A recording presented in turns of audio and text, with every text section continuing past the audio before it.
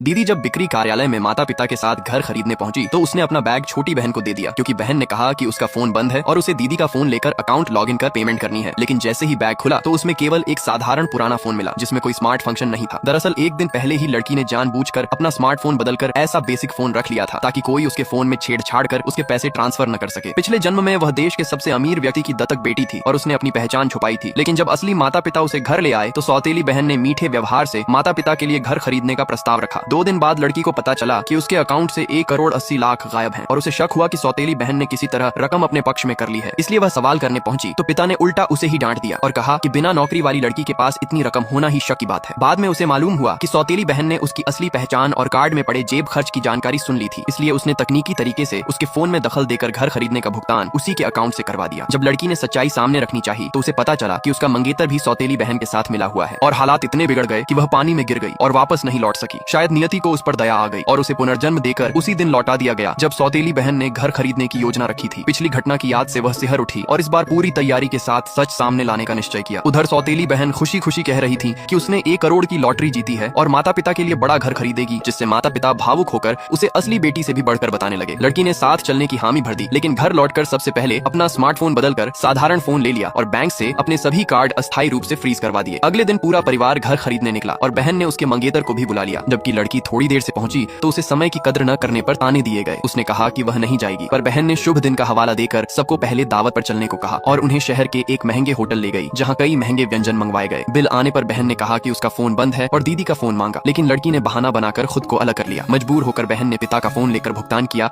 और तुरंत बैंक से कॉल आया कि 80 लाख की राशि कट चुकी है। पिता घबरा गए तो बहन ने इसे गलत सूचना बताया और मां ने भी उसका समर्थन किया, जिससे पिता शांत हो गए। यह सब लड़की ने दूर से देखा और फिर अंदर आकर सामान्य व्यवहार किया, जबकि बहन माता पिता को लेकर सीधे बिक्री केंद्र पहुंच गई। वहां मॉडल देखे गए और घर बुक किए गए। माता पिता ने लड़की को ताने दिए कि वह कमाने लायक नहीं है और बहन ने व्यंग्य किया कि क्या उसे सस्ता घर चाहिए। लड़की शांत रही और बोली कि उसे सादगी पसंद है, लेकिन वह रुककर सब देखेगी। जब कॉन्ट्रैक्ट साइन करने की बारी आई तो बहन ने उसे भी साथ साइन करने को कहा। तभी सेल्स गर्ल ने बताया कि चुने गए घरों की कुल कीमत 1 करोड़ है और नियम अनुसार इतनी बड़ी राशि पर संपत्ति का मूल्यांकन आवश्यक है।